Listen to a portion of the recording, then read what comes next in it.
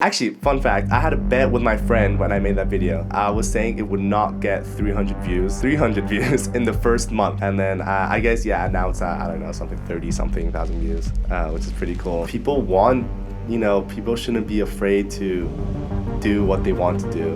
And if they have a reason, like you said, a why they want to do it, and they know what they want to do, they shouldn't be stopped by other people's, they shouldn't think about what other people might think about them.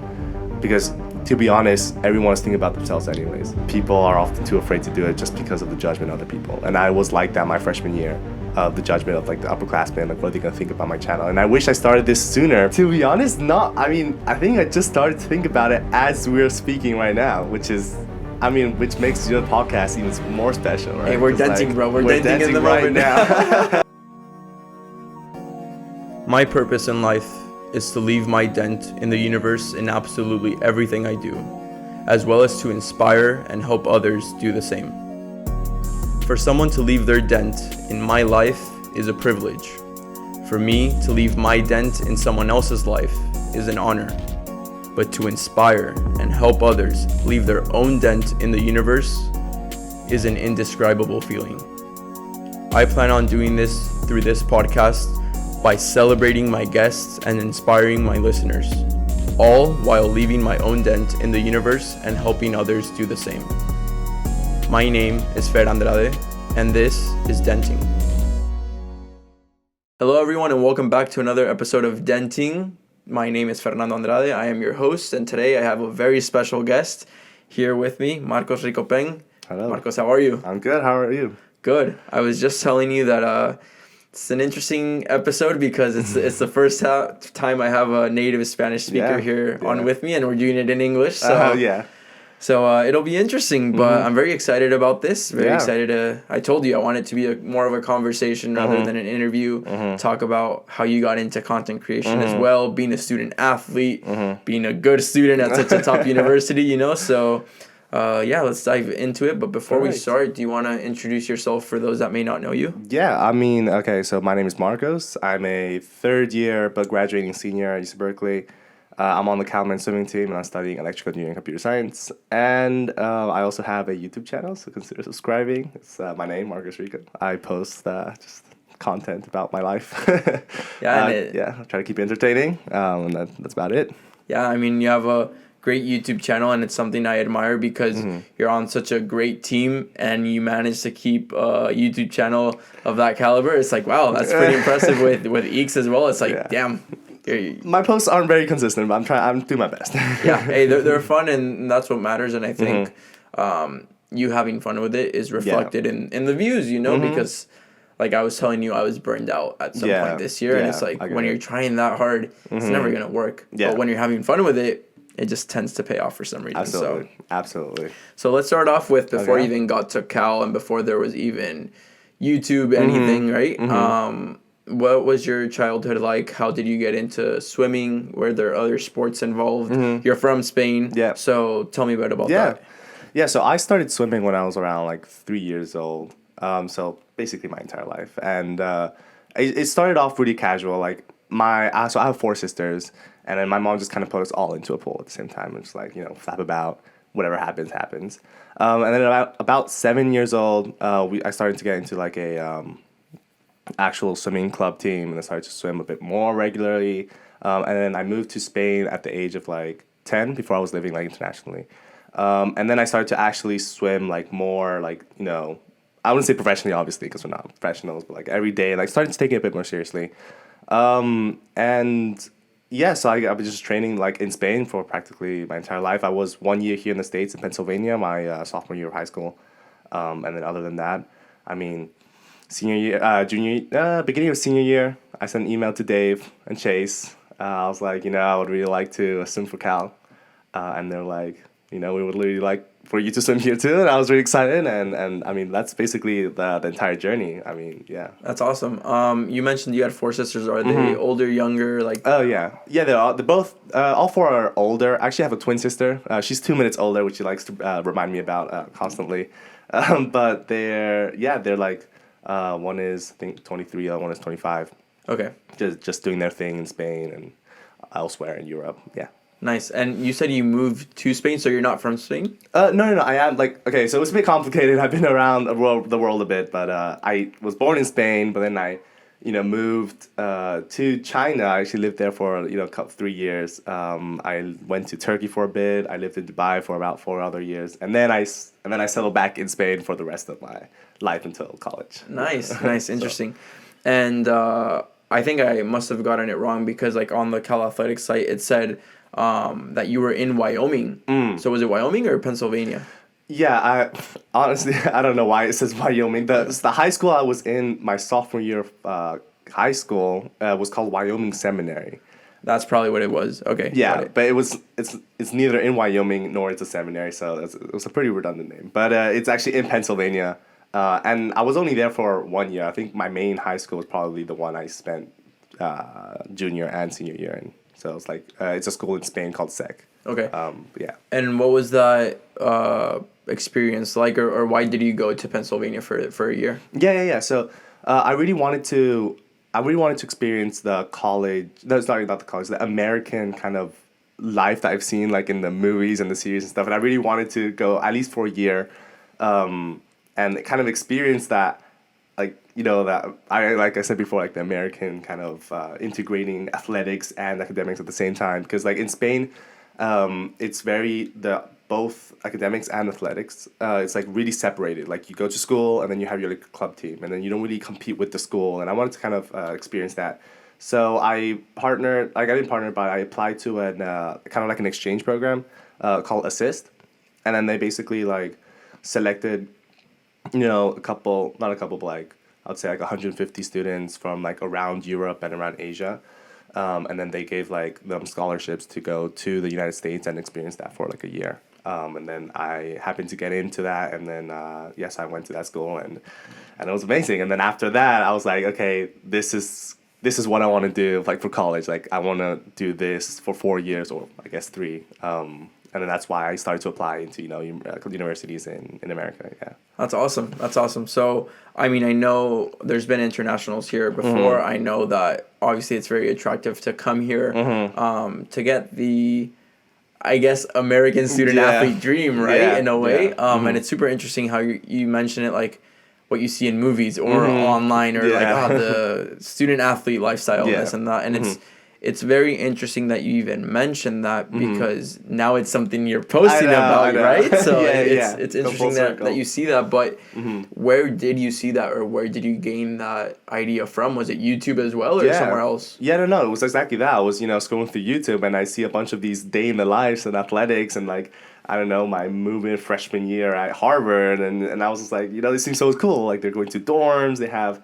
Because it's like such a different concept from what I'm used to in Spain. We don't have dorms. We don't have like, football games. And I was like, this is really cool. And then so I saw that on YouTube, and I was like, I kind of want to experience this too. And then I guess that led up to my first YouTube video too. That's crazy. And I mean, I know that in Europe it's different to the US. Like I completely get that. It's well, I mean, not in Europe, the whole world besides the US, basically, right? Yeah. So what was your schedule like? Because not only did you get into a good university and a good swimming program, you did them both while not having a student athlete concept. So how did you balance academics, especially for a major like yours, with swimming back home in Spain?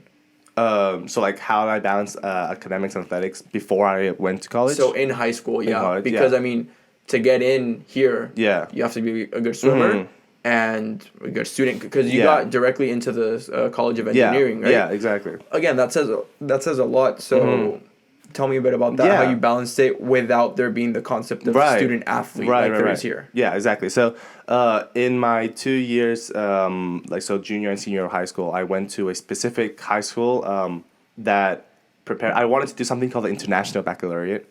I'm not sure if you're familiar IB, with that. right? Yeah, IB. So it has like this program where you have 7 classes and final exams of all those classes at the end of the 2 years, where they test you on all 2 years. And basically that it's different from the regular Spanish program, and it allows you to kind of use that score as it's recognized more internationally. to apply to colleges, and that's why I wanted to do, because I wanted to go to either the U.S. or the U.K. It's like the APs, but for more international. I think. Exactly. Yeah. Perfect. Yeah. Great to explain it. So I went to a specific school that offered that program, because not many schools offered that, and it just happened to be like that school was also next to a university that had like good athletics facilities, and they partnered with the school to provide like students with the option to use the facilities and be able to practice. And so the school had a club team that used that pool that had like 5 minutes walking from that school. So then between classes, I would just, take my stuff, walk over to the pool, train for like an hour, go back to class, and then do that again. Lunch breaks and stuff like that. I mean, there was no set schedule. It was kind of whenever I had like a space in between classes. And then sometimes I had to tell my teachers, I can't go to class today because I have got to go train and stuff. They weren't very happy with that. But, that was basically it. There was no, not here at least, where you have, set schedules and pool availability and stuff. You just kind of try and go whenever you have time. And that was basically, yeah. Yeah, that's crazy. And, I mean, especially with the cultural differences, how is that, like, balancing everything? Because I at least here, like in the U.S., for me, my high school experience, like I went to school like in the morning, I'd train in the evening, and that was it. And teachers would respect the idea of like student athlete, right? But over there, teachers may not understand that, or even social life, like peers may not understand that. So how did you balance, especially the social aspect, right? Because I'm sure there's sacrifices to be able to be good at both, right? Yeah, of course. I mean, when all my friends, like, oh, what are you doing after school? I'm going to hang out. We're going to go to, like, a party, like, on a Friday night or something. I'm like, I mean, obviously, you probably know, and a lot of athletes, like, know about the sacrifices we have to make in order to, like, perform at our best, during, in our sport, right? So there was a bunch of, I can't go. I got to practice this morning. My practice schedule, like I said before, was, like, sometimes it was swim in the morning, go to class, and then swim in the afternoon, and then kind of go back home, do homework. Because I remember my IB classes were also more on the difficult side, because I wanted to get into like engineering. Other times it was just swim during the day. Other times it was just swimming after school. It was just like a mix of everything, and obviously that had an impact in like all the activities that like the fun activities you can say that you can do outside of school that obviously a lot of peers do. And they didn't really they'll be like, oh yeah, like why don't you come out like more and stuff? Because since the student athlete concept wasn't really common, they didn't really understand like exactly like the life that we have to build in order to become the people we are today. Yeah, because it just doesn't make sense. Even for me, like in the U.S., it does exist. I'm from San Diego, so I'm like an hour away from here. Yeah. And I have friends to this day, like from high school, that I received a text the other day. I think it was a few weeks ago. And the guy literally goes, one of my best friends, and he's like, just now do I understand why you were doing what you were doing. Like, it makes sense now. And I'm like, yeah. After so many years, that's why. Like, we were closest, like, senior year, and senior year, at least here, it's like all these celebrations and parties and prom and this and that. And I was like, sorry, like, I can't. And exactly. Now they're like, we understand. I get it, yeah. Yeah, it's all worth it, though. It really is. Yeah. So, in Spain, you're from Madrid. Where was that school, in Madrid as well? Yeah. Okay, so you stayed home, nothing, no need to move or anything? No, it was just all Madrid. Perfect. And when you were looking at schools, what made you look at Cal? So in the beginning, I wanted to, so I knew realistically speaking, I mean, I think I am a decent swimmer, as I should be to be on this team, right?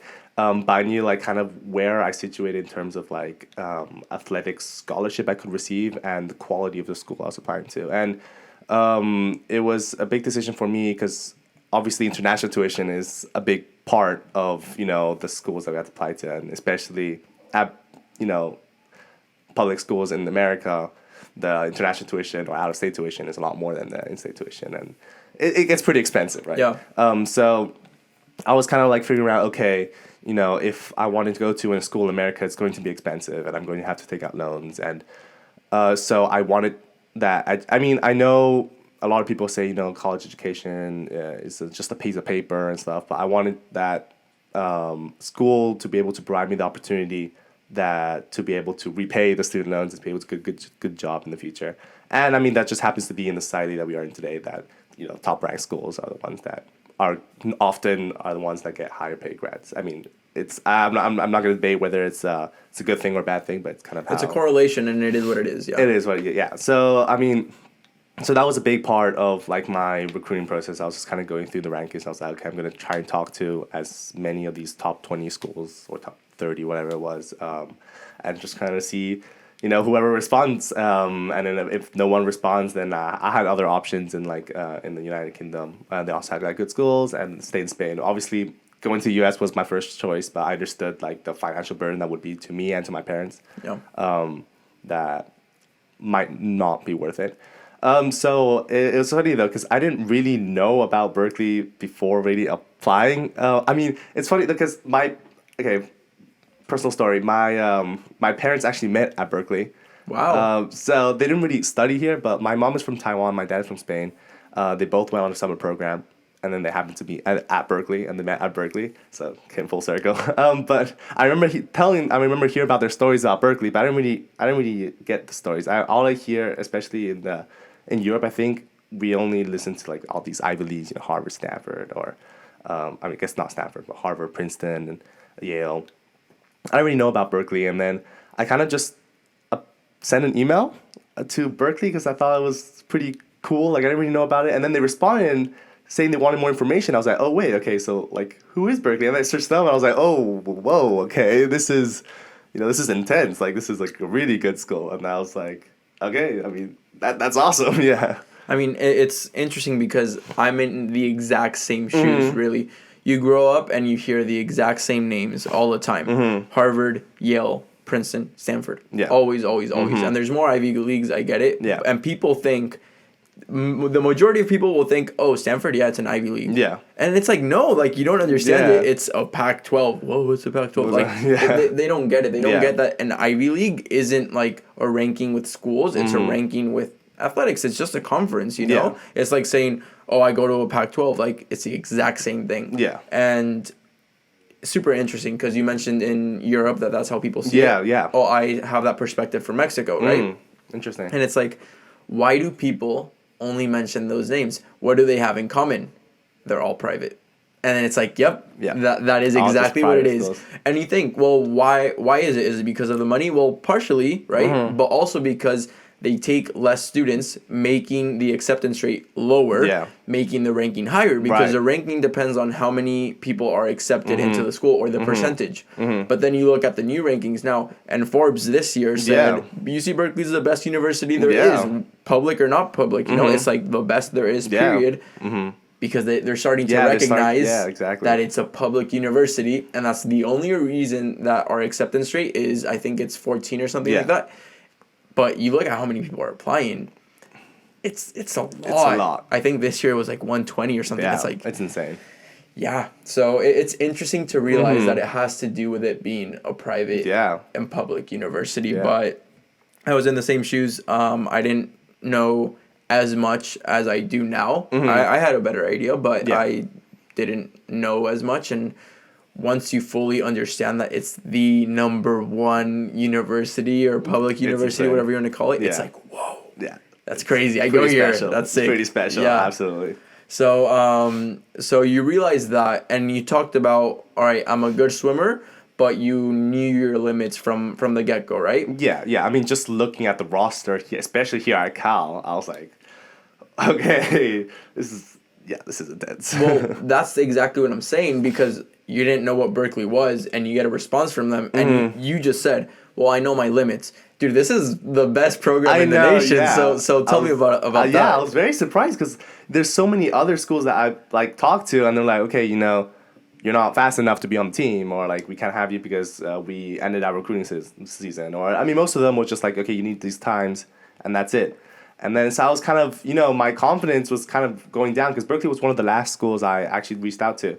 And I was like, okay, I mean, I thought I was at a certain level, but clearly the level they're requiring is so much higher to be into a school that, like, Ivy Leagues are good academic schools, but athletically they're not that good. They're not ranked as high as Cal or Texas or Florida or, and then even they are rejecting me from being too slow. So I was kind of weighing my options. I was like, okay, there's not much else I can do really. And then Cal came back and said, we want you on our team. And I was really surprised. I was like, but Cal is literally like the best swimming school in the nation. How come these other teams, which have worse members, didn't want me? And I think that really shows it really shows where Cal is today, because they're able to see potential. I want to say I have potential, but they're able to like not be so close minded as like other schools where they're like, this cutoff time and that's it. And then Cal can be able to like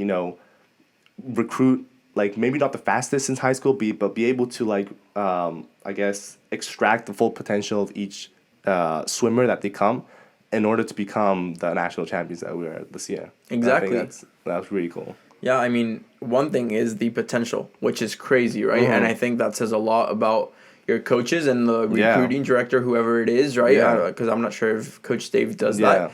But it's like, wow, like noticing the potential is one, but the second one also is like knowing the strategy of the game, because many people, and I'm saying many people that may be listening to this that don't understand swimming, like understanding how the points work, and it's like, all right, I'll recruit some people that are going to finish first, and then I'll recruit some other ones that'll finish in the more towards the middle, and some that'll get B points and things like that, and it's like, well, it adds up, right? Yeah, everything adds up, and that's why you win a national championship. Exactly. So that's amazing. Did I mean, obviously it's hard being out of state. Does it change whether you're international or not, or is it just out of state period for tuition? I'm in state, so that's why I'm asking. I'm not too sure. I think out of state international is the same. Yeah, it should be the same. I think it's the same. Okay, so that happens.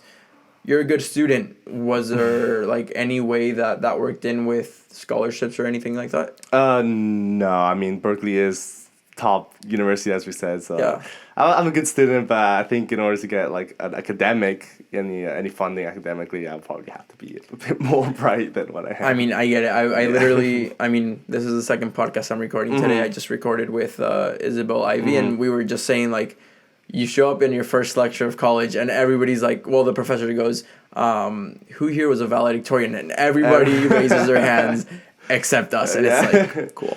Yeah, that's reality. So tell me, what was it like moving out? You said that your sisters are still back home. I'm assuming your parents are as well. Yeah. You move out here by yourself, join the team. What were your expectations like? I know you have a Spanish roommate. Did you know Hugo before? I know who Hugo, or Hugo, I guess Hugo, more Spanish name. I know who Hugo was just because he is such a big name in the swimming world, especially in Spain. Hugo didn't quite know who I was, but I didn't really talk to him at all. I never talked to him before coming here. Got it. And then so I came here by myself with, like 2 suitcases. Wow. Went into my Blackwell dorm with my roommate, who was a diver at the time. He left after the first semester. And I mean, my expectations, I don't know. I didn't really have any expectations. I was just kind of in awe of everything around me. I mean, I arrived to campus and I was like, it was basically, I guess this sounds pretty corny, but it was living the dream a bit. And like I would walk around and, see a bunch of students like I saw in this bunch of YouTube videos, with their big baskets and their family, coming in and moving in and stuff. And then, that night I went out with my like teammates and we had pizza and whatever. And then like I introduced myself to them. We got to know each other better. And it was just like, I don't know. It was really cool to see a dream that was, on the computer screen. Just being able to view it like in real life. That was really cool. Yeah, that's awesome. Like it's crazy to get that perspective and how you're seeing it from far away and just coming here and making it a reality, right? So you come in, you're directly in the School of Engineering. Yeah. Did you have any goals in mind with that? Is there anything job-wise that you're thinking of, like right from the start freshman year? I know it could have changed, but is there anything you have in mind with that? Yeah, so I didn't really know what I was getting into. I knew I wanted to do computer science, and I probably decided this like halfway through my senior year that I wanted to do computer science. I didn't really know what I wanted to do. Senior year of high school, yeah. So I was like, okay, I'm gonna go into the college of engineering because I didn't want to go through that process of the CS. Because in order to get into CS and LNS, you have to have a GPA cut on certain CS classes. So I was like, I'm going to try and go in directly into engineering, which we don't have to do that. But I mean, yeah, I guess I didn't really know what to expect after graduation in terms of job prospects with my degree. But it was good that in GBO I met a bunch of, I think they matched people with like same majors or maybe same dorms. I'm not sure. But I just happened to know a bunch of people that are happen to be good friends now today. They were all engineering majors, or like my major we call it EECS. Yeah. So they were all EECS majors, and they were telling me kind of the path. The most common path is to go through the software engineering side, and then I was kind of looking more into that, and I was like, after my first computer science class at Berkeley, which didn't go too well, but I enjoyed it, and I was like, okay, this is probably like a path I wanted to do, like software engineering, and then I continued that through my sophomore year, and then got an internship and kind of pursuing that next year too. So That's awesome. And EECS, for those that may not know, electrical engineering, computer science. Yeah. Showing it to EECS. Yeah. Well, that's awesome, and I'm glad that worked out for you. I know you're big on that. I've seen it in your YouTube videos, which we'll get into shortly. Okay. And with swimming, I mean, from my reading, you had a good first impression on literally your first dual meet, so things were going well. How did you feel with the team, and I'm sure there must have been a difference for anybody really, just hopping into Cal's practice must be different. So tell me a bit about that. Yeah, no, okay, so I had a rough start my freshman year because I wasn't used to getting up. I guess a lot of swimmers in high school are used to waking up at 4:30 a.m. and having like double practice. I was used to none of that. My earliest practice at best was like 7 a.m. and that was unheard of. So we had 6 a.m. practice the very first day, and I didn't wake up on time. I arrived late, and as a freshman, the team grilled me, and then the coach was like, Marcos, like I woke up at 6:02 and practice starts at 6, and I see a bunch of like missed calls and texts from my coach. I was like, oh my god, this is the first practice. I can't be doing this. And it happened again the next day, and then it was bad. And the coach pulled me aside, and he was like, Marcos, you can't be arriving late. You've been arriving late already. And I was like, shit, like, this is not good. Like, this is not good. But I think I got the hang of it towards the end. But that was like my first experience. How long did it take? Like, what do you mean towards the end? Okay, I mean, I wouldn't say I ever actually managed to arrive early, but I managed to arrive on time. Up to this day, I don't think I still can arrive early. But I think after a couple weeks and a lot of pressure from my teammates and my coaches, I managed to arrive just in time to be able to get in the water when everyone else was getting in the water. So it took a couple weeks, but those weeks were tough. So those were like my first impressions. I guess the whole thing came from like how serious the program is, because back in Spain high school, like, okay, you arrive 10, 20 minutes late, no one cares. You just hop in the water and go. But this is not it. This is you arrive late, and this is not okay. And it took me a while to adjust. But I like the discipline, and I think that's what drives this team to the greatness. Freshman year, practice at 6 a.m. What time are you setting your alarm? I set my alarm at 5. So I initially only set one alarm at 5:45. Yeah. That was a big mistake. And then I started to set 3 alarms at 5:35, 5:40, and 5:45.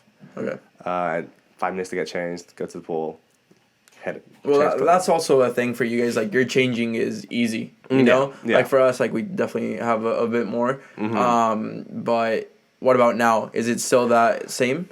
It's still the same. Okay. Yeah, it's still the same. So you live close by the pool. You don't really... Yeah, I live back my freshman year was... Blackwell is right there. Blackwell's right next door. It was like a 5-minute walk. And then now it's like a 5-minute scooter. Okay. So you're chilling. Yeah. Awesome. In terms of the actual swimming... Yeah. Because, that's the discipline side, right? Yeah, that's the discipline. Okay, yeah. But what about the actual swimming? I know you guys have double days. You have gym in between on Tuesdays, Thursdays, or whatever the days may be.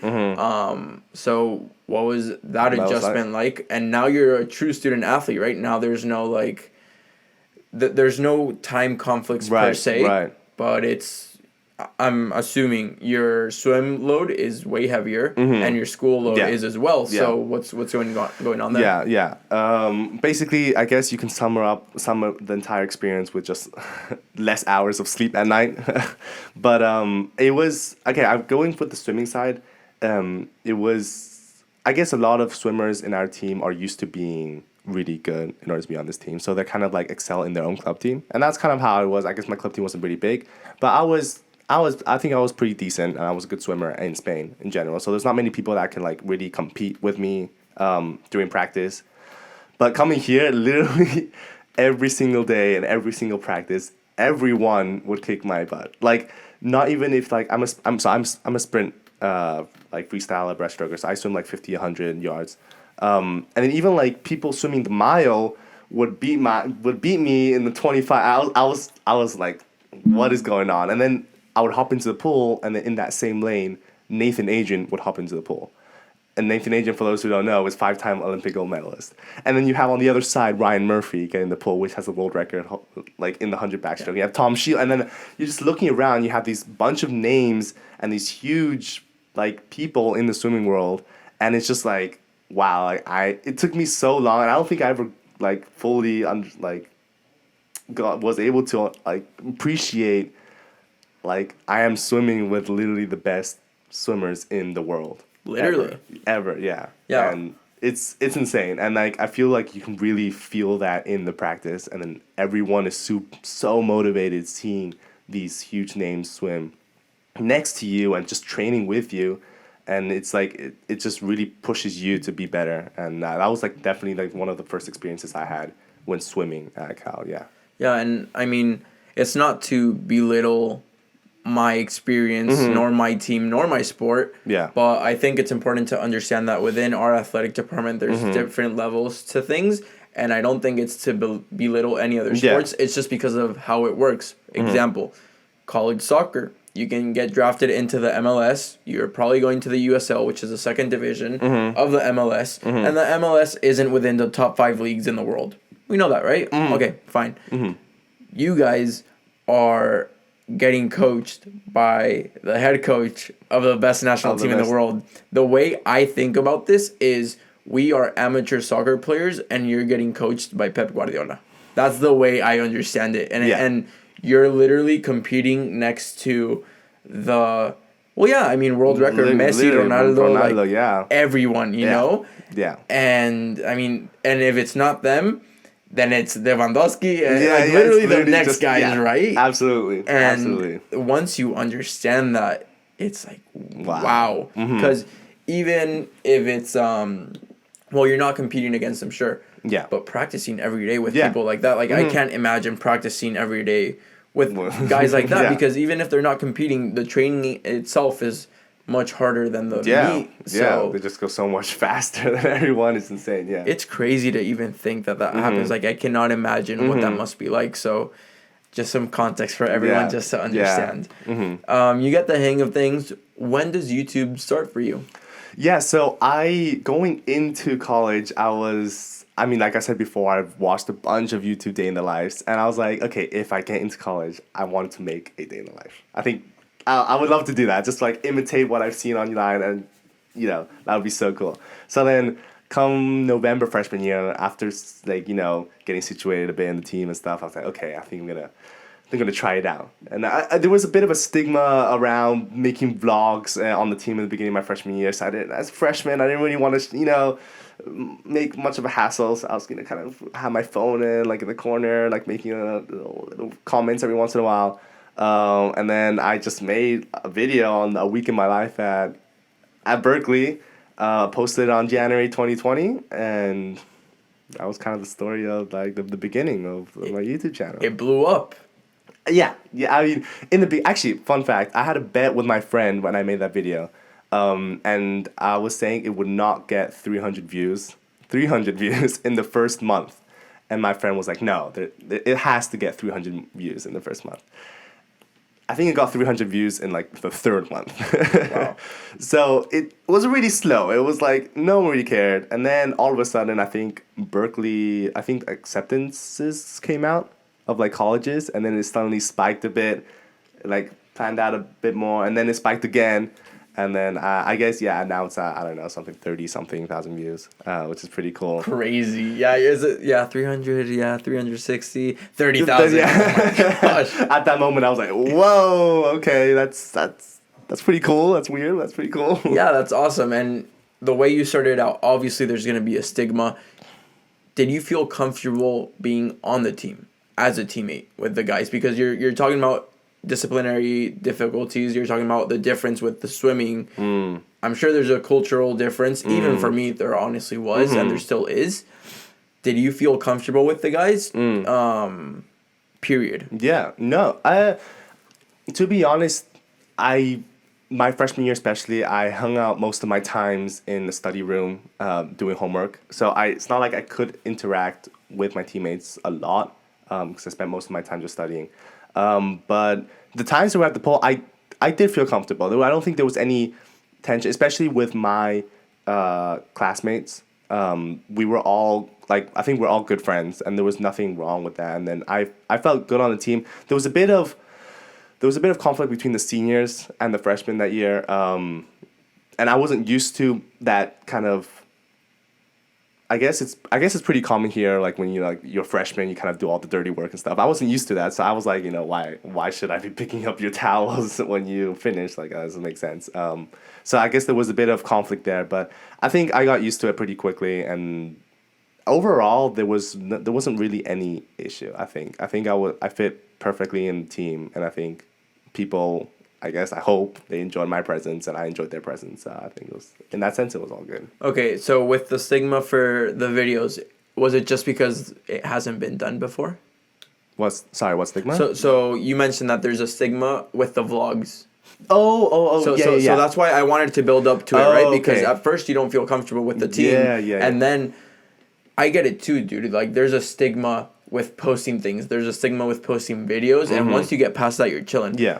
But before, that's what I'm saying. First, you have to feel comfortable with your team, and then you're recording things with your team and with them included. So, how do you get past that stigma? Yeah. I think I got past that stigma once I became an upperclassman, and I could have that little.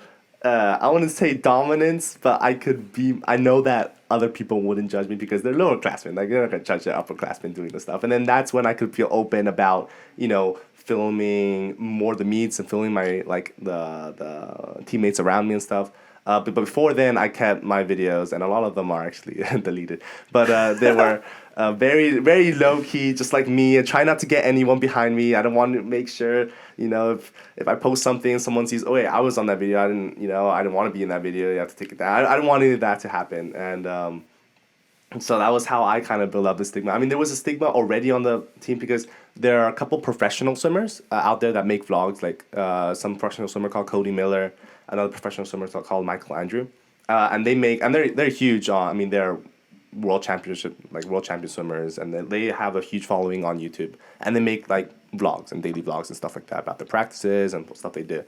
And I remember going into the first couple months, and a lot of the upperclassmen were kind of commenting on these new posts of these influencers, and they're like, oh yeah, that's kind of cringy, like what are they doing and stuff like that. So I was seeing that from far. I was like, okay, I should probably not bring that aspect into this team if that's not what they like. But I mean, I guess the people that were not I wouldn't say not against, but not didn't really approve of the vlogging thing. Once they graduated, I was like, okay, look around, is there anyone that kind of hates vlogging here? I didn't want to ruin the team dynamic in order to make YouTube videos. I know the team came first, and I wanted to, us to be the best swimming team in the nation.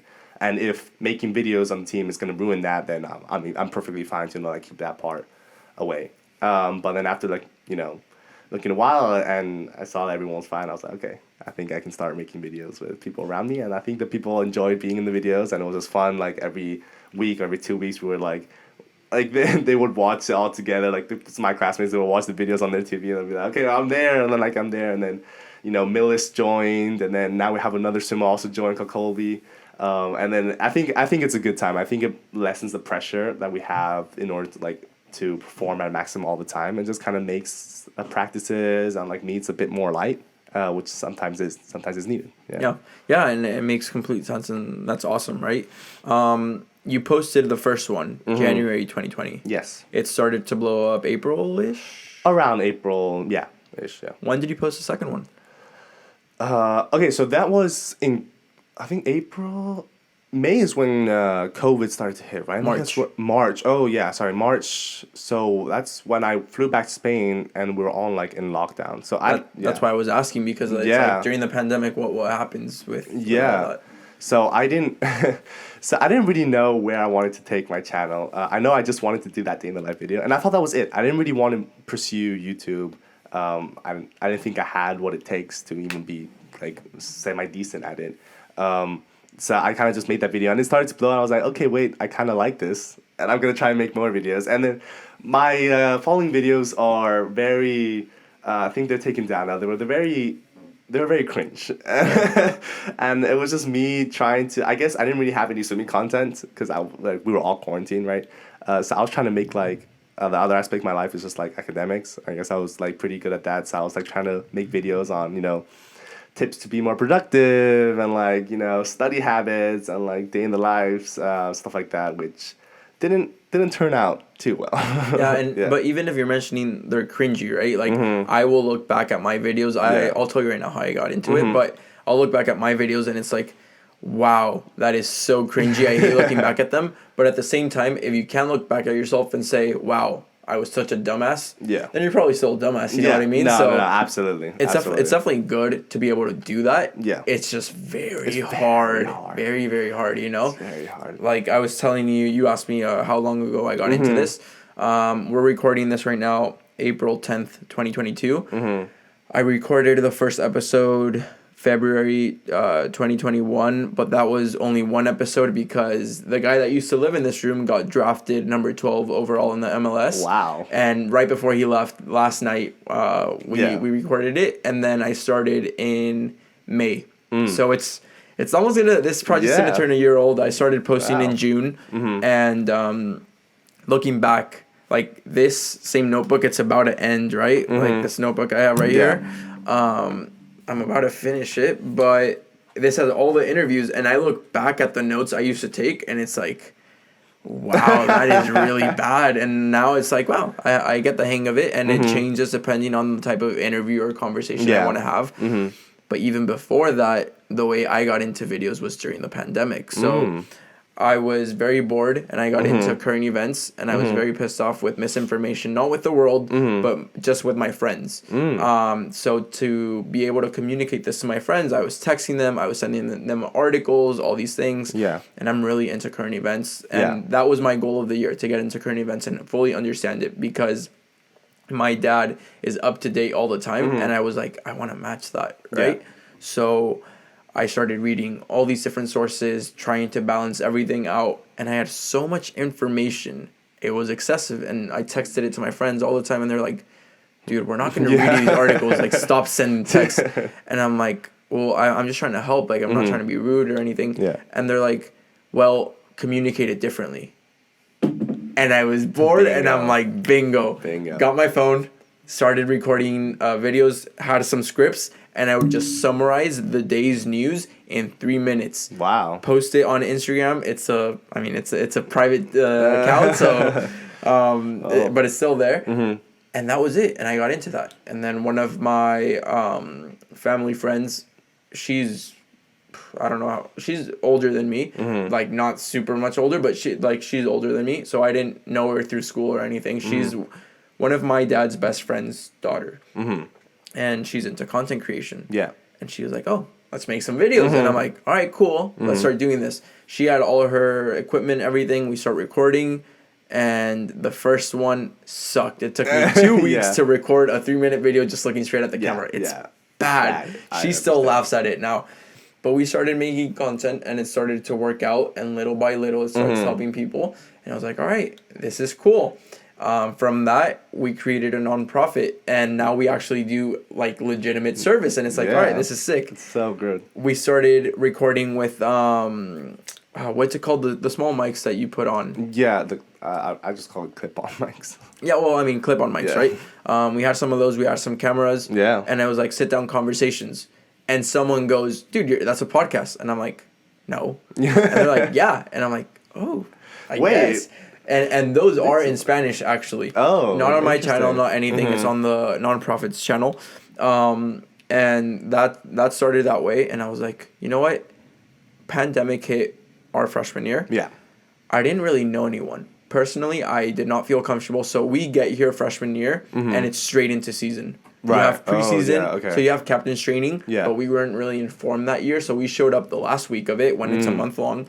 Yeah. Pretty bad Yeah. for our class. 1 or 2 weeks of preseason, and then you go straight into season. Wow. And before school starts, you're in season, and we're like, yeah, I'm pretty lost. Yeah. Struggled a lot, didn't fit in, culturally very different. Pandemic hits, game over. Yeah. I come back, I'm a sophomore midway through, I don't know anybody, and it's Yeah. like, how do I meet people? Yeah. I'm not someone that really goes out. It'd be weird I'm not someone that goes out. I'm not going to text someone like, hey, let's go out to a bar or something, because like I'm just not like that. It'd be weird to tell someone, hey, let's go get coffee. Like if you get a message, that's pretty weird. But if I say, hey, I have a podcast, let's sit down. Let's talk about stuff. Then people come, and it works, and that's what we're doing right now. People love talking on podcasts. I'm enjoying this very much. Hey, and it's fun, but Yeah. it'd be weird to say it in any other way. Like if I would have texted you, let's get lunch, bro. It's like, Right. what are you saying? Yeah. But from here, it's like, you're like doing something good. You're getting to know someone, and Yeah. it's helping other people out. Yeah. And hey, that's awesome. It's pretty cool. I love this. I think you're doing an awesome job. I've been followed you ever since you like messaged me. I saw your past videos, and I love it. I think you're doing a great job. Thank you. I appreciate it. And I mean, I'm learning a lot from you, which is I'm connecting all of this because my point is the podcast helps me personally. What's so interesting to me is, I mean, this podcast is called Denting, to leave your dent in the universe, and it'll come out in the intro if like you'll see it in your episode. It's like my purpose in life. Did you take UGBA 199, the freshman scholar athlete seminar, or no? No, I haven't taken. Well, it's like a class that most freshman student athletes take, just like to help you out and what you're going through and things like that. And I mean, I enjoy the class, but there was one video that really struck me. I don't know if you've watched it, but it's the TED Talk, Simon Sinek, Start With Why. I might have seen clips of it. I don't think I've seen the whole TED Talk though. Great TED Talk. You should check it out. Yeah. So it talks about purpose, and it's a golden circle, right? And in the middle is the why. There's the what and the how. But if you don't have the why, then it's not gonna work, right? And that's the idea that just changed my entire life because I was focused on the what and the how. Yeah. So I'll take you through the podcast, right? Yeah. What? That's a podcast. It's a podcast. How? You sit down, you have mics, you have the interface, you have cameras, I have my laptop here. Great. But why?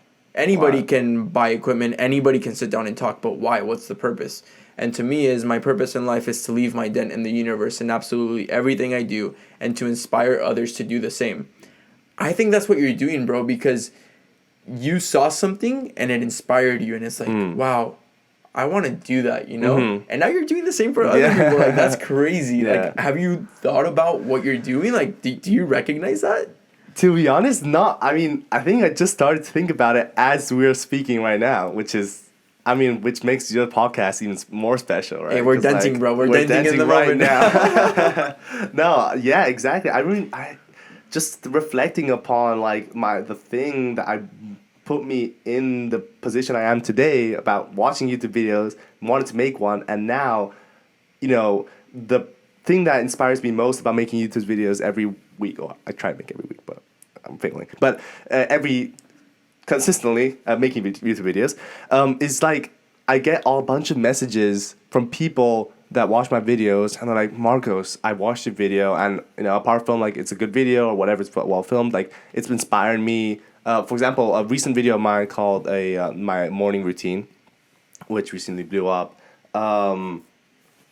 So many people messaged me or commented saying, that this has inspired me to, get up in the morning and start to work out, and like I've, haven't done anything in a while, and I really wanted to, start something, and like this has gotten me like motivated to continue, to pursue what I want to do.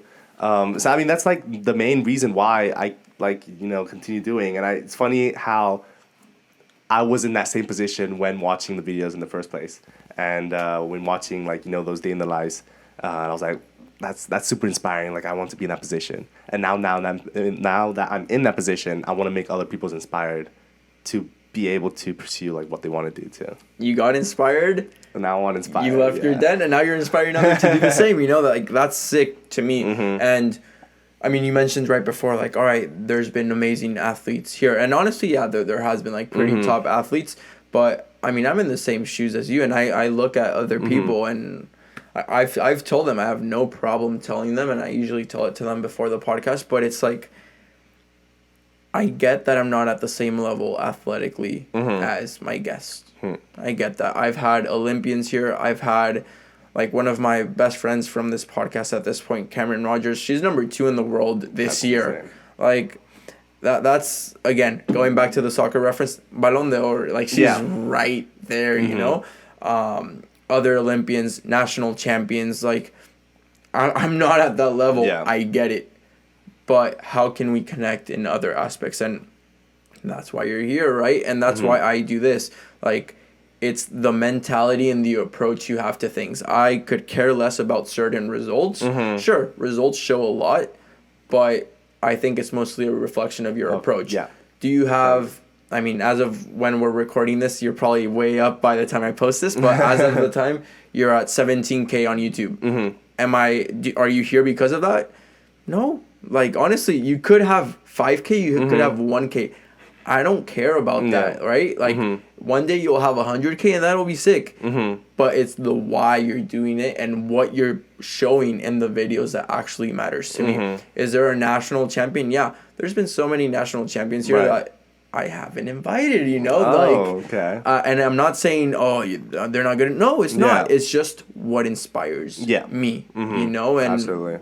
It's just part of that. Like, anybody could start a YouTube channel. Yeah. Anybody could be accomplished in their craft. But the why, I think that's the difference. And that's what makes things so powerful. And it's just something I admire. And I'm glad you're realizing that right now. Yeah. So absolutely. Huge parenthesis with the chronological order. But take me through the next steps. It starts to blow up. What happens next? You started with your phone, right? Yeah. I started with my phone all the way till probably last summer. My thought going forward was that I don't need, like, the money. I don't explain it. Like, the YouTube videos isn't about, like, it is about the quality, but it's more about what you're putting out, the content, more about how it looks. And I wanted to make sure that I was doing it for the right reasons and not because I don't know.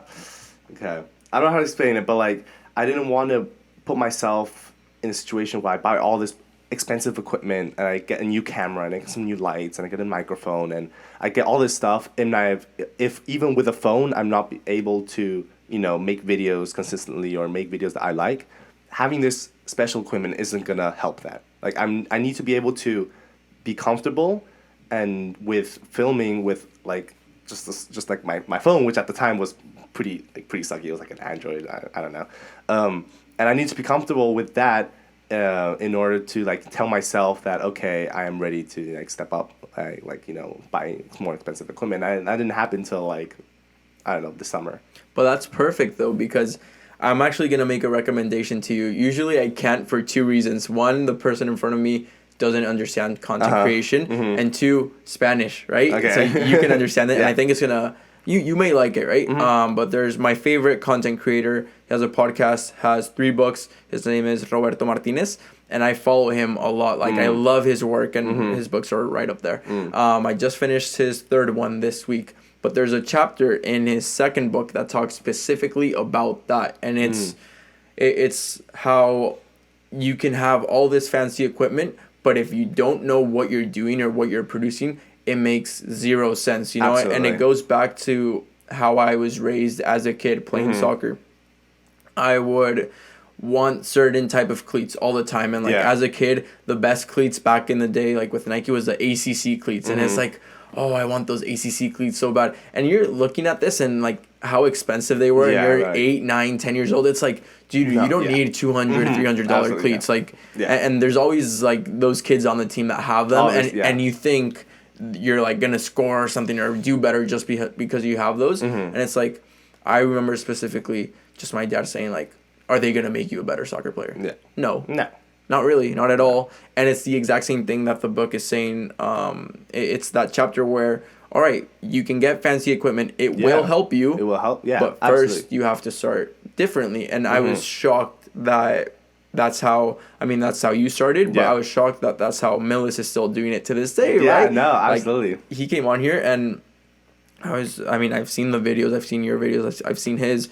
And he was like, yeah, I just do it on my phone, everything. And I was like, wow, like That's that made me admire his work so much more. Absolutely. And I mean, I get it that I'm saying this with 2 lights, 2 cameras. This one out. Yeah. Yeah, it's good. Good. All right. I'm saying this with 2 lights, 2 cameras, a laptop, 2 mics, etc.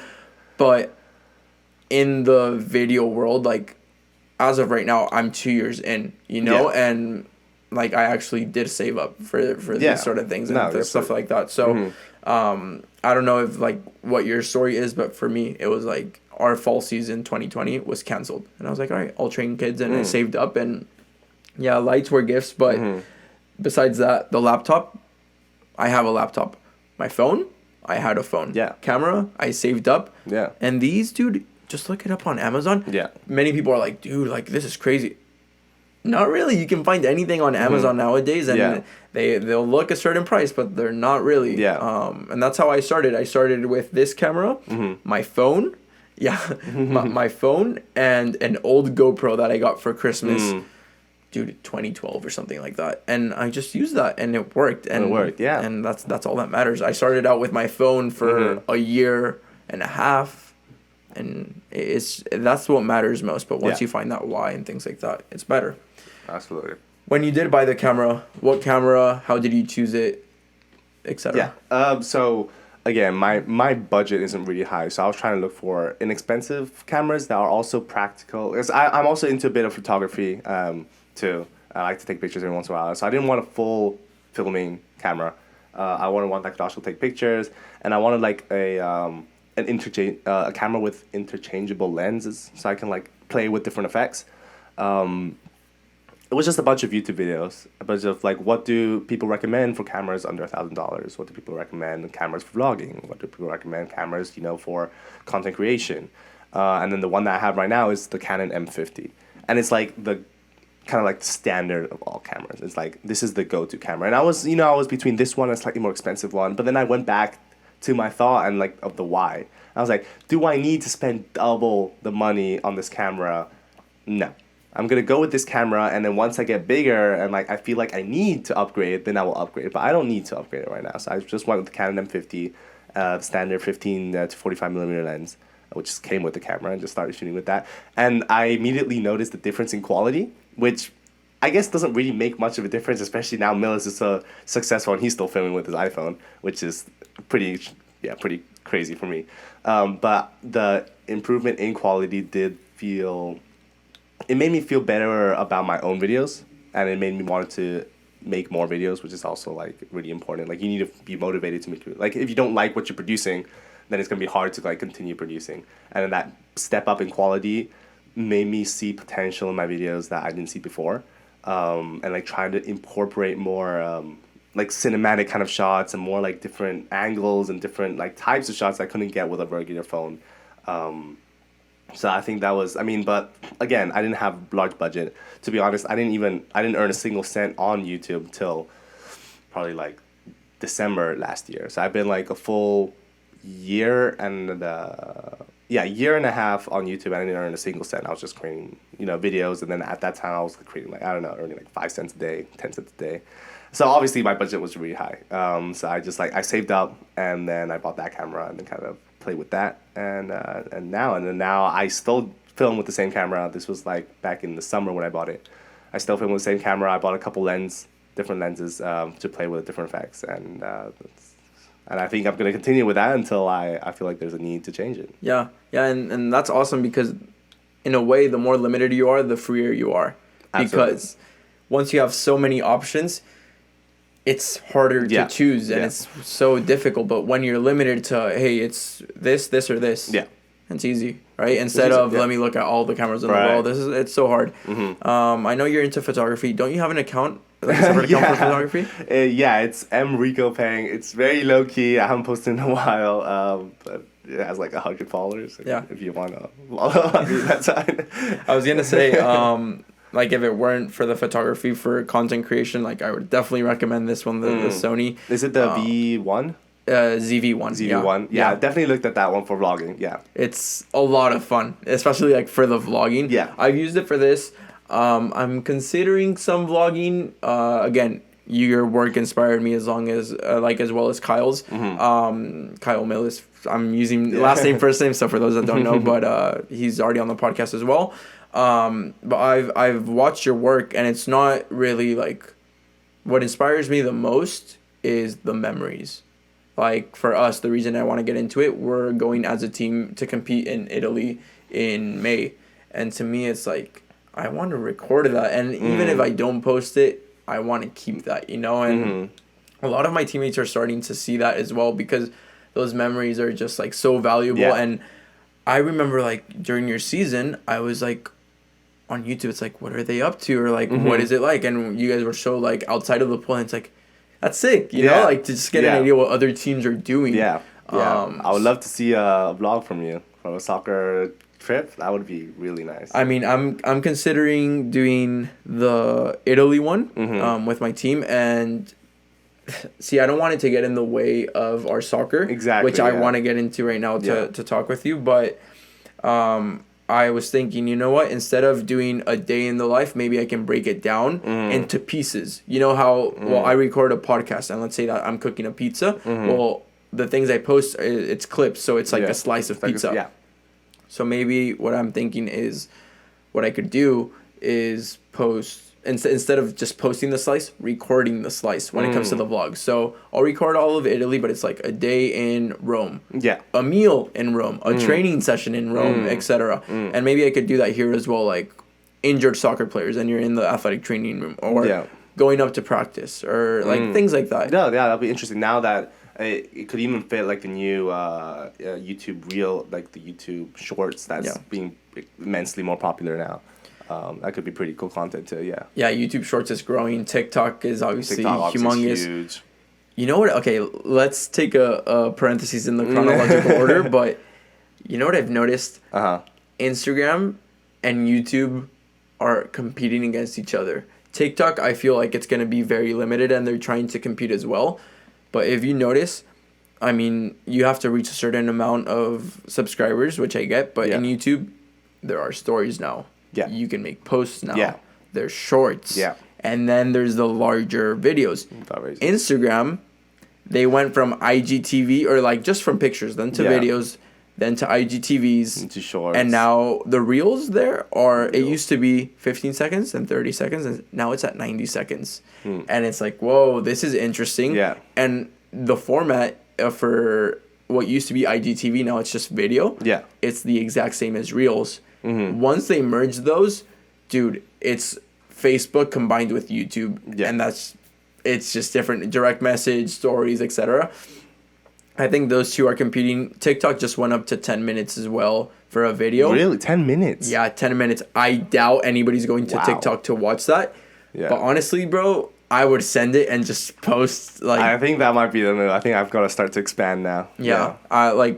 I definitely think TikTok and Shorts and Reels are for the clips. But if it's 10 minutes, I'm going to post 10-minute videos. And if somebody sees them, great. If they don't, TikTok, I could care less. Yeah. YouTube, as up to this point, I could care less. But it's like post. And Instagram's where I keep it cleaner. But it's interesting to think of those strategies. Do you strategize outside of YouTube? No. So right now, I'm trying to bring my YouTube audience into the Instagram a bit more now. Before I would just end the video, be like, okay, see you next video, whatever. I'm now trying to like say, okay, follow me on Instagram, you know, because I feel like while I might not post content stuff on Instagram, if they're able to associate my YouTube channel with like the content I create on YouTube channel, and they're able to associate that to an actual person on Instagram where I share more of my personal life, day-to-day life, I feel like they would be able to connect more with my content and with me in general, and they will be able to, you know, if they follow my life, they'll be able to engage with me, and I would love to engage with them more often too. And I mean, the majority of the messages that people send me are on Instagram DMs. Like, subscribers that watch my videos or fans that want to ask me questions, stuff. It's mainly on Instagram DMs, apart from like YouTube comments.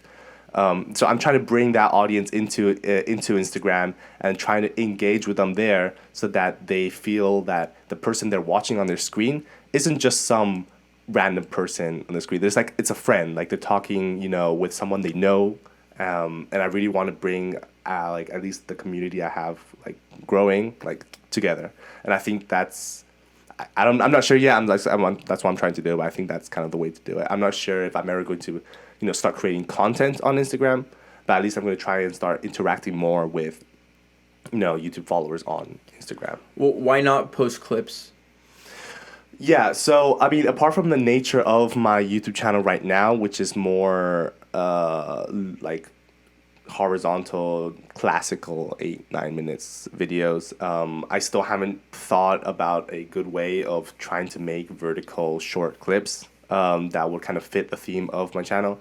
I definitely want to try, but as of right now, I guess a big part is that my Instagram following is still majority. So like the ratio is like growing between my actual family and friends that I knew before YouTube and the YouTube following. And right now that ratio is still probably like half, probably a bit more of the people that I, met in classrooms and like met at the teams, the people I actually know, whereas another part of it is just people that just know me and I don't know them. Yeah.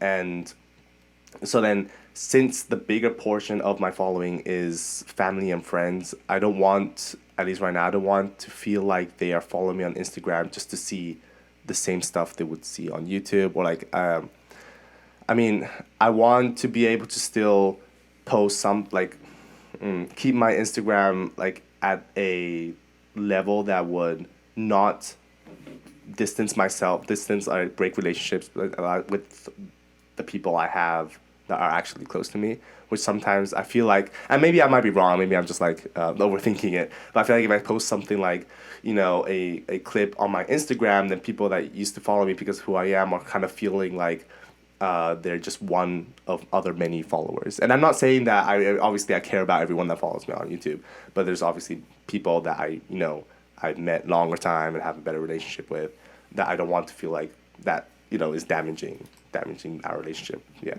Okay. Interesting how you view it, like, as a relationship. For me, I don't have your numbers at all. And I just started posting on Instagram, and I was like, if people want to unfollow me, then so be it, and if they don't, then okay. Yeah. But I mean, I've gone up a tiny bit. Like I'm not big on Instagram or anything, but it's like, hey, it's going up, and even people that I did know or that I knew of reaching out, and it's like, hey, this actually helped me. It's like, wow, sick. And it's fine, because to me, it's like, and I genuinely mean this, like, if I can one day grow my accounts, awesome. If I could one day monetize, amazing. But right now, it's like, if it impacts one life, great. And when I realize, like, there's people that are like, I genuinely appreciate what you posted, this actually helped me, it's like, great. That's what it's for, Yeah, so that's my take. Everybody has their own personal situations, but regardless, you get your new camera. We'll go back to the story. Yeah. You come back to Cal when?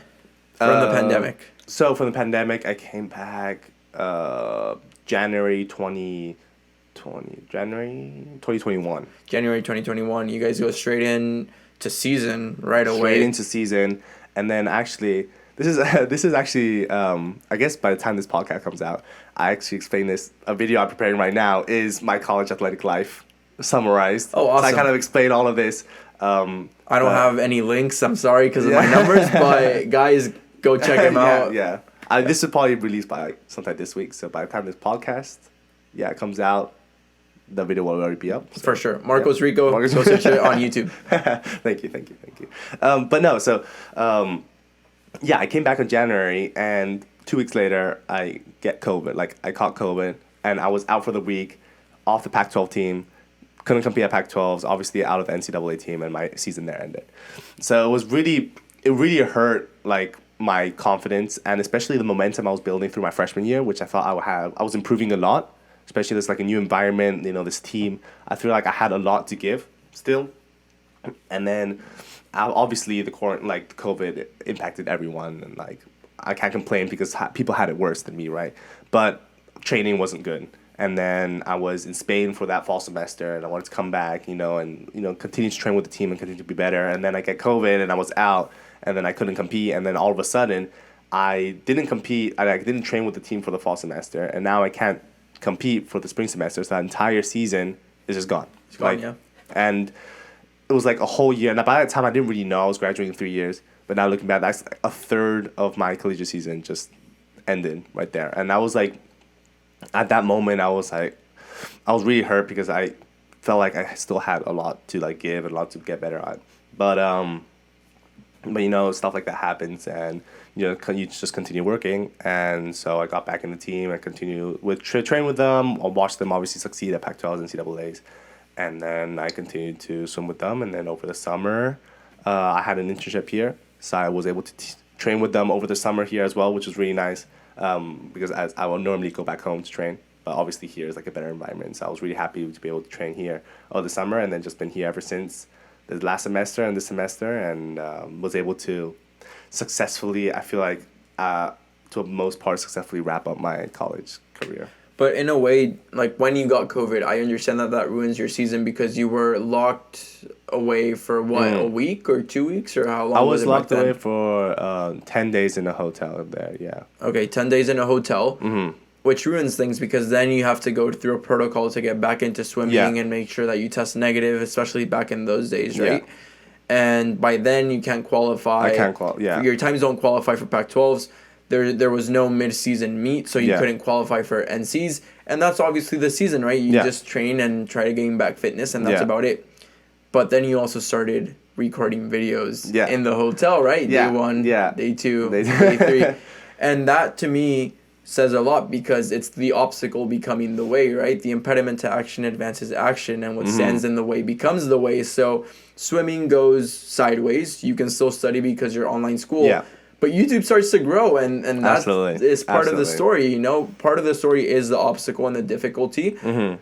But this helped you grow in a different area of your life, which is amazing, don't you think so? Yeah, no, absolutely. And looking back, it was definitely, I wouldn't say it's not completely a blessing in disguise, but it's good that I was able to look past certain like downfalls in one area and be able to make most of the opportunity and look, okay, I'm in quarantine.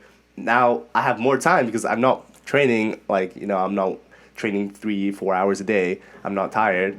And I wanted to give this YouTube thing a shot, and then I did it, and I really like it, and that's how it kind of like rolled the ball into what it is today. And if it wasn't for, me getting COVID, I wouldn't have posted those videos, but I probably wouldn't have been able to find that little spark that inspired me to continue making videos. And so I guess the one part I couldn't be able to swim, but the other part I found, YouTube. And I think that's just great in general, where I was able to find, a good thing from a bad thing. Yeah. And people have their own way of saying it, like a good thing from a bad thing. Everything happens for a reason, blessing in disguise. For me, it's just the obstacle is the way, and it's awesome to see that happen. Your channel continues to grow. You continue to get into this. And like you said, you stayed training here. I know you did a video as well of your internship. It was at LinkedIn. It was at LinkedIn. Okay, I just said if you feel comfortable saying it, right? I mean, it's all public, so. I know it is, but I don't know. I just wanted to ask. But at LinkedIn, things continue to go well for you, especially with the LinkedIn one, which is, I think, a stepping stone for you in your YouTube career. Let's talk details. Okay. LinkedIn is a big company. Yeah. The number you put up there, like per hour sort of thing, like it attracts attention. What role does clickbait play for you in YouTube? So obviously YouTube, I mean, everyone knows it's a competitive space, and you can make good content, and I am a firm believer that good content will always blow up, and you'll always be recognized for good content, but you need people to be able to view that content. And so while, okay, maybe that video does have clickbait, I think it's at some point it's necessary to be able to create some clickbait content. And people might hate on it, but it is like what you need to do in order to survive or even like try and grow on such a competitive platform. I mean, I'm not sure what the stats are, but I think there are like thousands or even millions of videos posted every single day on YouTube.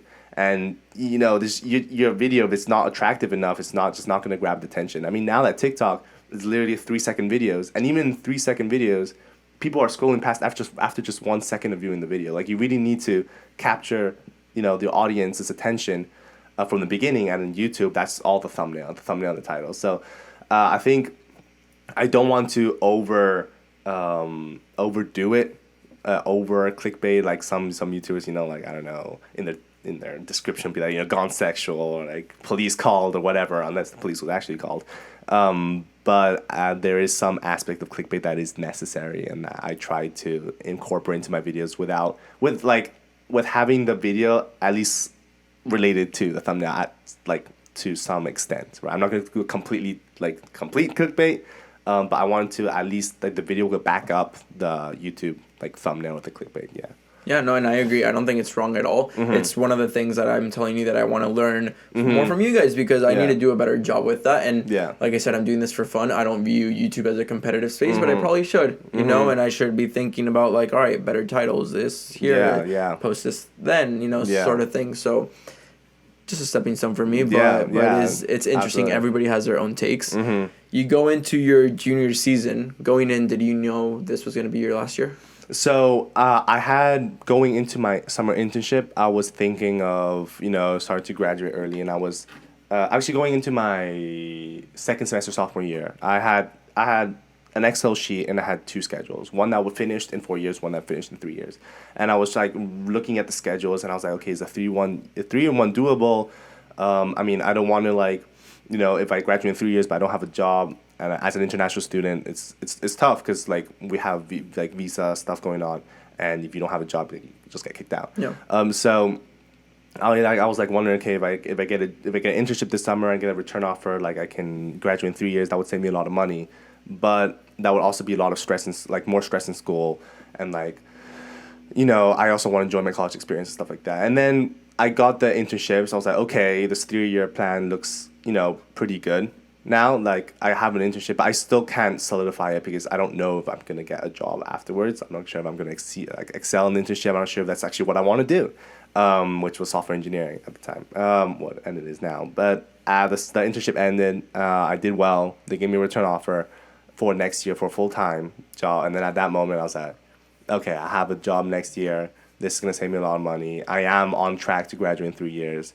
I think that's what I'm going to do. Yeah. And that makes perfect sense. Mm-hmm. And I think that's the balance to being a student athlete, right? I mean, there is the athletic side, and in this case, you're making a sacrifice the other way around, but that's because of your larger goal. That's what you had in mind. That's what you wanted to do. And exactly. That's why you're here in the first place, right? Mm-hmm. So it's amazing to see that you already had that in mind, and you had the ability to do that. So congratulations, because I think that's really big time. And you go into your junior year after a freshman year that was cut short, and a sophomore year that was cut tiny. Very small. So you start competing again. Amazing. And you also start recording again. And amazing. My perspective is that it captures amazing memories from an amazing season, and you're doing incredible with YouTube. So take me through what this past year has been for you. It's been surreal. I think in many ways it's been a lot more than I ever thought it would be. And I obviously put in a lot of work over the summer to train. And then so going into my, the fall, into my junior year, my last year, and the first competitions, I was doing well. I was doing a lot better than I thought I was. And I was swimming faster than I ever was swimming before. And that just, that just motivated me to continue going. And then I started to make YouTube videos too that also started to blow up. And I guess there was a certain aspect, just maybe it's just coincidence, but I feel like my success in the pool and my energy kind of translated over to my success in YouTube, and the energy I can put into my YouTube videos.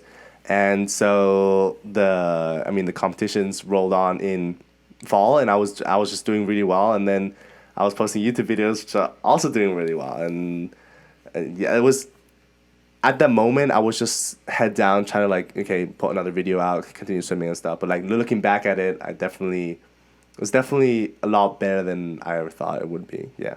And it's crazy. I wrote down a quote for my podcast earlier, and it ties straight into that, right? That perfecting the personal sides of things regularly leads to success in the professional aspect, but never the other way around. Absolutely. And I think that's what you're talking about. They're inextricably intertwined, you know, because it's you, it's who you are. That's the common denominator. So when you're doing well in one aspect of your life, you're going to do well in the other. It doesn't happen to be that maybe if you're not doing well as a person, then you're not going to do well professionally. But you feel good as a person, things are going well for you. You put in the work, swimming's going well. You put in the work, YouTube's going well. Of course you're going to be happy. Of course it's going to balance out, which is awesome to see. You know, and you kept recording great memories, and it was an incredible season for you. It being like your last season, you ended up competing. Which was your last one? Pac-12? Pac-12s, yeah. So, long story short, I coming into high school, coming into college, there were a few sports that I hadn't witnessed in person that I just really wanted to, and it was swimming, gymnastics, and track. Mostly the field part because I've seen track. But I really wanted to watch you guys, so I was like, all right, blocked out the dates, and I remember the first meet I was at, it was UVA because it was the first one in the fall. That was a big one. That was a big one. And then I was there, and then I went to every single one of your guys' like at home. Yeah. Except the long distance one against Stanford. Yeah. That was it. But I was at the other ones, and it was like awesome to see. And thank you for coming out, dude. Like it was just fun, and it's hard not to support. At least for me, like that's just who I am, and again, it's why I do the podcast, right? Like I have a phrase here on the podcast that's study the greats to one day become one. And people don't realize how many amazing people there are at Cal. Oh yeah. And even the athletes as well. It's like, dude, like it's sick. Like go watch other sports, go learn from them. Yeah. Well, because what can you learn from swimming if you're a soccer player? Dude, it's the same mentality for any sport. Like just look at it, and it's amazing. There's so much you can learn. And I mean, that's my way of doing it. Not everybody shares that, but that's what I enjoy to do. And I really got into your guys' sport. I really got into gymnastics as well. And I remember watching, I watched Pac-12s, I watched NCs, and I remember watching your race and that final relay and how you closed out and the emotions. Yeah. Take me through that, bro. Yeah, it was... Oh, sorry. I kind of keep that. It's good. Is that good? Yeah, that's good. Okay. That's good. Yeah. So... It was insane. Going into that meet, okay, so 50 free is basically the 50-yard freestyle is my main event. And going into the competition, I wasn't seated. Like I hadn't swam a good 50 freestyle. Like I know I could swim good. And then so the first day of that meet, I swam it as a time trial, which is like unofficial, like not an actual meet, and I went like my best time. I was like, okay, this is looking good. The next day, I swam for the actual event in the morning. I swam another best time. Got into the B final. In the afternoon, there was 3 people on that relay, and we needed that 4th position. And then the coach was like, you know, whoever wins this B final, and it was me and 3 other Cal swimmers in that B final, the 50 freestyle. It was whoever wins this freestyle is on that relay. And I was like, I really want to be on that relay. Like, I know this is like my last competition ever, and I was like, this would be a great way to finish it. And like, I remember, you know, at that hotel room before heading over to the pool of the finals, I just had my music on. I was like, I want this so bad. And I got into the pool. I swam another best time, and I got it. And then I got the relay position. And then my coach went up to me and I was like, okay, you're on the relay, go warm down. You're going to get on there in like an hour. I was like, okay, warm down. As I'm behind the blocks and they're swimming, I could hear, you know, like all the crowd was screaming. And it was an intense Pac-12 because for the first time in a long time, we actually had good competition. Not, I know what you mean. Don't worry. Sounds, I know. Yeah, that sounds so bad, but it was close and it was intense. And we came from a loss from Stanford. And we wanted to win. And I think at that moment in the relay, it was the 3rd leg, and it was my turn to go, and we were slightly ahead. And I was, objectively speaking, the slower one of 4. So it was really up in the air whether I had the ability to, you know, step up when it mattered. And then I swam and I touched the wall and I saw I was first with with 18.9, under 19 seconds, which was huge for me. And I think a lot of people didn't expect me to swim that fast. I don't think I expected myself to swim that fast. And then it was just like a bunch of emotions as I saw, everyone in the crowd, they were screaming. At that point, it was definitely a turning point of the competition where we started to gain confidence and started to actually swim really, really fast. And then it was just an amazing experience being part of that relay. And that was definitely the best way to close my college athletic experience. Yeah, and I remember that reaction and just you smacking, and it's that was sick. It was sick to see. It was a lot of emotions going into it, and yeah, definitely, yeah. Well, congratulations on that. Thank you, Obviously, that's amazing. Moving forward, I guess from your time here at Cal, you're retired, but on YouTube you've said that you're not really retired as a swimmer. I don't know. Yeah, I don't want to. I mean, I guess every athlete knows this feeling. We've been doing this forever, and you can't just quit something you've just been doing forever. Exactly. Yeah. So as much officially, yeah, I finished swimming in college, but just before, where I wasn't swimming in college, there's more to swimming than just swimming as part of a team. In Spain, you can still swim and do other stuff on the side. That's how everyone else does it. So that's kind of the mentality I'm going forward. I know the resources and the energy I'm going to put into swimming is probably going to be less. Now I've got bigger goals, in life, going on, new job in a new city. So I know that swimming might not play a big role. But at the same time, I love swimming and I love that feeling of, just winning, I guess. I mean, all athletes love that feeling. So I don't want to say, if I say I'm quitting, I feel like I'm limiting myself. So as long as I don't say, I still leave that door open for any possibility in the future to continue training and to continue competing.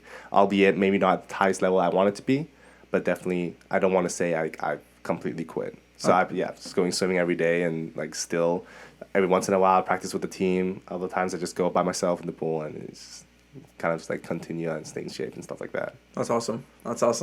Moving forward with YouTube, because you have a separate job. Swimming is I mean, like you just mentioned, taking a distinct path, but you're still there.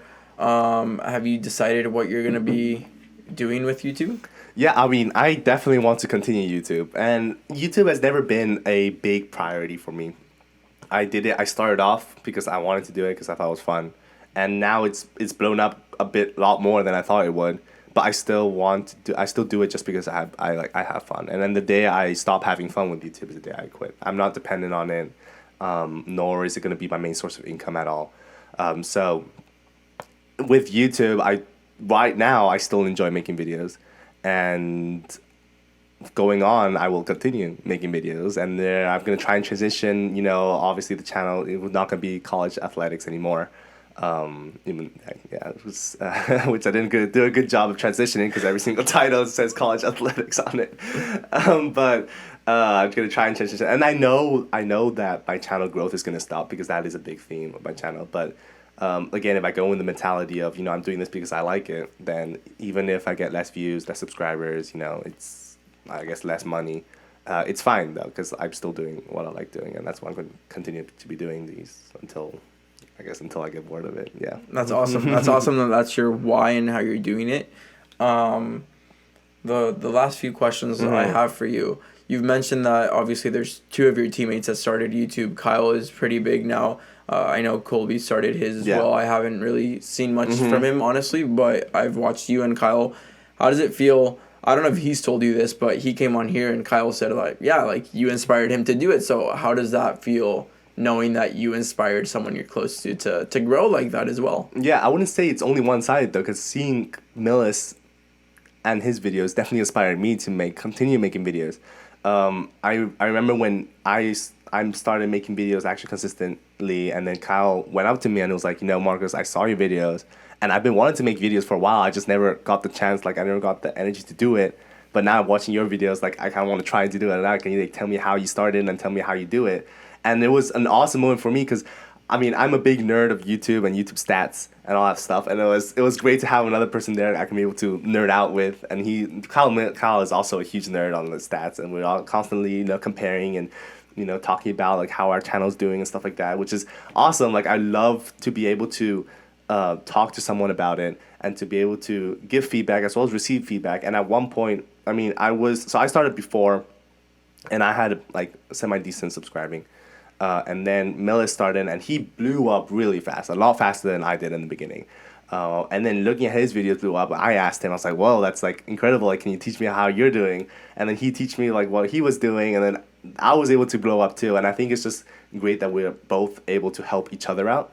And I think a lot of people think that YouTube is like, I mean, yeah, I said it before, YouTube is a competitive environment, but like if you're able to, collaborate with your competition, you're able to learn from them as they're able to learn from you, and it just benefits both sides. Like there's no reason why you wouldn't be able to like you wouldn't share like your secrets with another person. I guess I'm getting kind of sidetracked here. It's just been amazing to see Millis and vlogging on the team with another person, and now a third person has definitely made vlogging an easier experience, because it just puts less pressure on you as you're not the only one doing it. And it's also inspired a lot of people on the team, even like they don't post it publicly, but for example, my roommate, well, he saw my video and he's like, I really want those memories too. Like you were saying, like these memories are something to look back to in the future, and like, wow, like, you really want this because like they're once in a lifetime kind of thing. And then he saw those videos and was inspired to like take like out his phone and start videoing like his own little clips. He's not posting it, but he's just like for himself. And I think that's just the beauty of like content creation, like just like, inspiring other people to do, maybe not content creation, but like doing what you like doing inspires them to do what they never, thought they could do. Exactly. Yeah, it's crazy. Like I never thought I'd be doing something like this, and for memories, like I only use Snapchat because of the memories that come up, and it's like, those Snapchat memories, yeah. Seeing all of that, it's like, wow, that's awesome, and it's why I do that. And you know what? Maybe I will get into that. We'll see, but it is a beautiful thing to have there. And what you were saying of the competition, I think is good. Like not necessarily competing against each other, but you're learning from each other. At the end of the day, iron sharpens iron. You know what I mean? So exactly. It's having that there to compare and contrast and help each other, and I think that's awesome that you're doing that. I definitely have to learn from you guys. So. I mean, there's a lot to learn from you too. I'm learning a lot just from sitting in this room for a couple hours. Yeah. I'm glad. Last few technical questions. Yeah. What do you use to edit? Like I'm using like here right now. It's GarageBand, and then I go to Adobe Premiere. Yeah. Are you on Premiere? I'm on Premiere Pro. Yeah. Okay. We have discount. Yeah. Because of being a Berkeley student, so definitely have to use that. Yeah. Yeah. I edit all in Premiere Pro. Awesome. I already asked you about your camera. Moving forward, I think that's pretty much it, bro. Did I miss anything? Anything you want to talk about? I guess like in general, if people want, people shouldn't be afraid to do what they want to do, and if they have a reason, like you said, a why they want to do it, and they know what they want to do, they shouldn't be stopped by other people's, like they shouldn't think about what other people might think about them, because to be honest, everyone is thinking about themselves anyways. Like no one is like as much as like it's like, I guess it doesn't really suck, but as much as like that's the truth. Like no one really looking at you as much as you think they are. So like never be afraid to like, I guess this is like a message to I don't know why I'm being like a TED Talk speaker right now, but I feel like people are often too afraid to do it just because of the judgment of other people. And I was like that my freshman year, the judgment of like the upperclassmen, like what are they gonna think about my channel? And I wish I started this sooner, because I would be in a better position. Like I'd have more following today.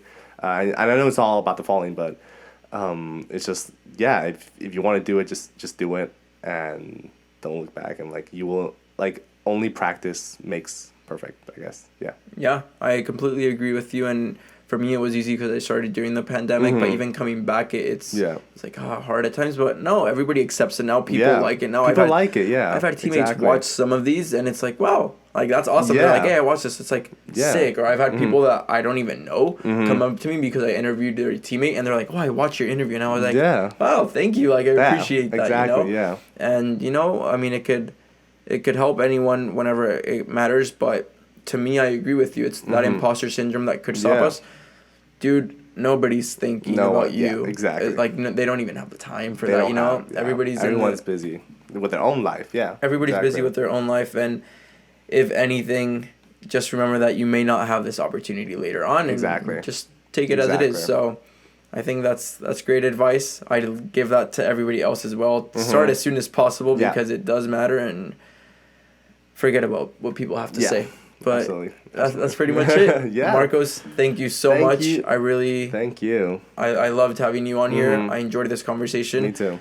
I know your time is in Cal or at Cal is limited, so hopefully we can chat sometime soon. Yeah, of course. For people that are watching or listening, your YouTube channel or Instagram? Marcos Rico on YouTube. Follow, subscribe, like, all that stuff. All that good stuff. All that good stuff.